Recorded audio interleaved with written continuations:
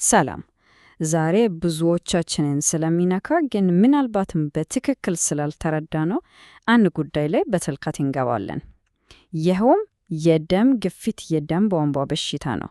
በስፋት የሚገኝ ቢሆንም ብዙ ጊዜ ድምፅ ሳያሰማ ጉዳት ስለሚያደርስ እስኪ አንድ ላይ ሆነን እንመርመረው። እስኪ በዚህ ቁጥር እንጀምር። 9.4 ሚሊዮን በጣም ትልቅ ቁጥር ነው አይደል? ይህ ቁጥር ምንን ሊወክል ይችላል? በውስጡ በጣም ከባድ እና አስደንጋጭ እውነት ይዟል። አዎ፣ 9.4 ሚሊዮን ማለት በከፍተኛ የደም ግፊት በሚከሰቱ ውስብስብ ችግሮች ሳቢያ በየዓመቱ በዓለም ዙሪያ ሕይወታቸውን የሚያጡ ሰዎች ቁጥር ነው። ይህ ብቻውን የጉዳዩን አሳሳቢነት በደንብ ያሳየናል። ለዚህም ነው ይህንን ጉዳይ በቅጡ መረዳት በጣም አስፈላጊ የሚሆነው። እንግዲህ ወደ መጀመሪያው ክፍላችን ስንገባ ደም ግፊት ወይም በሕክምናው አጠራር ሃይፐርቴንሽን ስንል በትክክል ምንድን ነው? ብዙ ጊዜ ድምፅ አልባው ገዳይ የሚል ስያሜ ይሰጠዋል። ለምን ይመስላችኋል? ምክንያቱም ምንም አይነት ግልጽ ምልክት ሳያሳይ በውስጥ አካላት ላይ ከባድ ጉዳት እያደረሰ ስለሚቆይ። እዚህ ጋር መያዝ ያለብን ወሳኝ ነጥብ አለ። ሃይፐርቴንሽን ማለት በመለኪያ መሳሪያ ላይ የሚታይ ቁጥር ብቻ አይደለም፣ ከዛ በላይ ነው። ይልቁንም ሰውነታችን አደጋ ላይ መውደቁንና ጉዳቱ ከመባባሱ በፊት እርምጃ መውሰድ እንዳለብን የሚያሳይ የማንቂያ ደወል ነው። እና ቁጥጥር ካልተደረገበት ነገሩ በጣም አሳሳቢ ነው።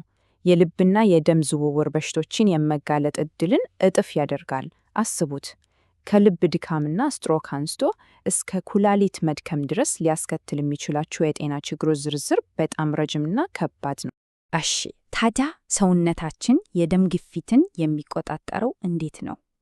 የሚገርመው ሂደቱ ውስብስብ ቢመስልም በዋናነት በሶስት ቁልፍ መቆጣጠሪያ ስርዓቶች ላይ ነው የተመሰረተው። እስኪ እያንዳንዳቸውም በቀላል ምሳሌ እንመልከታቸው። የመጀመሪያው የውሃ መጠን ብለን እንጥራው። ይህ ማለት በደም ስሮቻችን ውስጥ ያለውን የፈሳሽ መጠን መቆጣጠር ማለት ነው። ልክ የውሃ ቧንቧ ውስጥ ብዙ ውሃ ሲገባ ግፊቱ እንደሚጨምረው በቃ እንደዛ ስቡት። እነዚህ ጋር አንድ የሚገርም ግንኙነት አለ በኩላሊትና በምንመገበው ጨው መካከል። ኩላሊቶቻችን የጨውን መጠን ይቆጣጠራሉ። ከሚችሉት በላይ ጨው ስንወስድ ግን ሰውነታችን ተጨማሪ ውሃ ይዞ ይቆያል። ያኔ በደም ስሮቻችን ውስጥ ያለው ፈሳሽ ይጨምርና ግፊቱም ከፍ ይላል። እሺ፣ ወደ ሁለተኛው ስንመጣ ይሄ ደግሞ ልክ እንደ መኪና አክሰለሬተርና ፍሬን ነው። አውቶኖሚክ የነርቭ ስርዓት ተብሎ ይጠራል። እናም የደም ግፊትን በአጭር ጊዜ ውስጥ በፍጥነት ለማስተካከል ይጠቅማል። ይሄ ስርዓት በሰከንዶች እና ደቂቃዎች ውስጥ ለሚፈጠሩ ለውጦች ፈጣን ምላሽ ይሰጣል። ለምሳሌ ድንገት ከመቀመጫ ብድግ ስንል ወይም ስንደነገጥ ግፊታችንን በፍጥነት አስተካክሎ ሰውነታችንን እንዳይዝል እና ሚዛኑም እንዲጠብቅ ያደርጋል። እና የመጨረሻው ሶስተኛው መቆጣጠሪያ አለ። ይሄን ደግሞ የአደጋ ጊዜ ማስጠንቀቂያ ማለት እንችላለን። በሳይንሳዊ ስሙ RAAS ይባላል። እናም ሰውነታችን ለዝቅተኛ ግፊት የሚሰጠው በጣም ኃይለኛ የኬሚካላዊ ምላሽ ነው። አሰራሩ ልክ እንደ ኬሚካላዊ ሰንሰለት ነው። ሁሉም ነገር የሚጀምረው ከኩላሊት ነው። የግፊት መቀነስ ሲሰማቸው ሬኒን የተባለ ኢንዛይም ይለቃሉ። ከዚያም ይሄ ሬኒን ተከታታይ ለውጦችን በማስነሳት አንጂዮቴንሲን 2 የሚባል በጣም ኃይለኛ ንጥረ ነገር እንዲፈጠር ያደርጋል።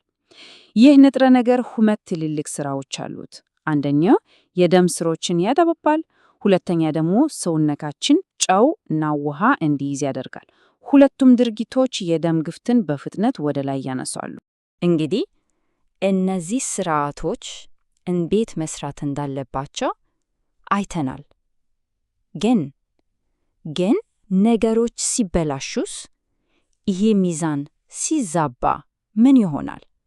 እና የደም ግፊት መለኪያ ላይ የምናያቸው ቁጥሮችስ ምን ትርጉም አላቸው? እሺ፣ የደም ግፊት መለኪያ ላይ ሁለት ቁጥሮች እናያለን አይደል? የላይኛው ሲስቶሊክ ይባላል። ልብ ደም ሲገፋ ያለውን ግፊት ይለካል። የታችኛው ዲያስቶሊክ ደግሞ ልብ ሲያርፍ ያለውን ግፍት ነው። ከ120/80 በታች ከሞላ መደበኛ ይባላል።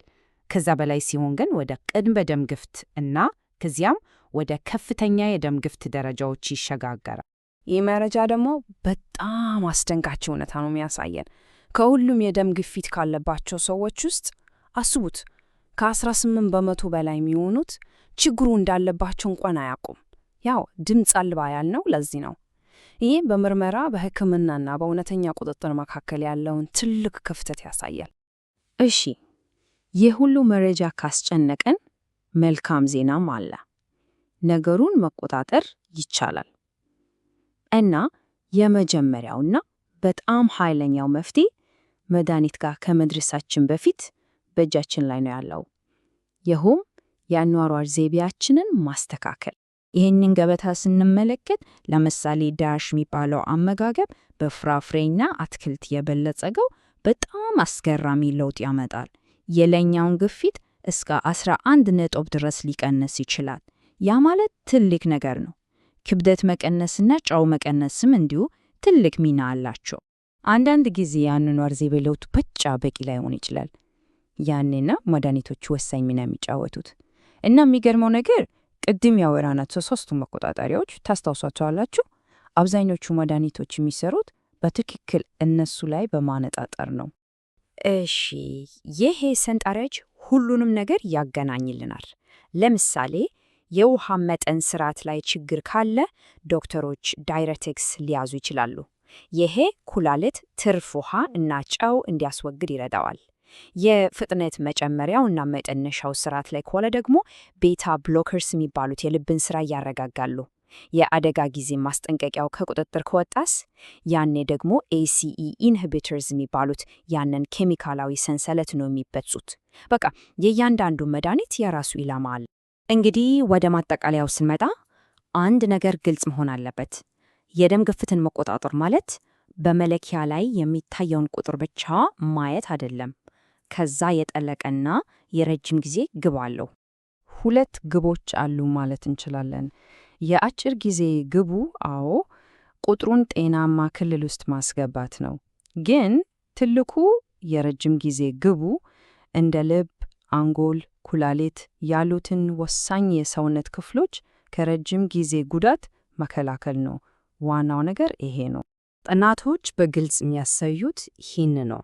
ከልብና የደም ዝውውር በሽታዎች ከፍተኛ ጠበቃ ለማግኘት ግፊቱ የት አካባቢ መሆን እንዳለበት ተጨባጭ ኢላማ ይሰጠናል። እና ይሄን ነጥብ በተለይ በጣም ወሳኝ ነው። በተለይ ከኩላሊት በሽታ ጋር በተያያዘ የደም ግፊትን በአግባቡ መቆጣጠር በሽታው እንዳይባባስ ለማድረግ ከሁሉም የበለጠ ውጤታማው መንገድ ነው። የኩላሊትን ጤንነት መጠበቅ የሚጀምረው ግፊትን ከመቆጣጠር ነው። እንግዲህ ይሄን ሁሉ መረጃ ከያዝን በኋላ አንድ ጥያቄ ማንሳት ተገቢ ነው። የሰውነታችን ስርዓቶች እንዴት እንደሚሰሩ ካወቅን ይህንን እውቀት ይዞ ከጤና ባለሙያ ጋር ሲነጋገሩ ይደረግ የሚገባው በጣም ወሳኝ ውይይት ምንድን ነው? በዚህ ላይ ማሰላሰል እውቀትን ወደ ተግባር መቀየር ማለት ነው። ስለተከታተላችሁ በጣም አመሰግናለሁ።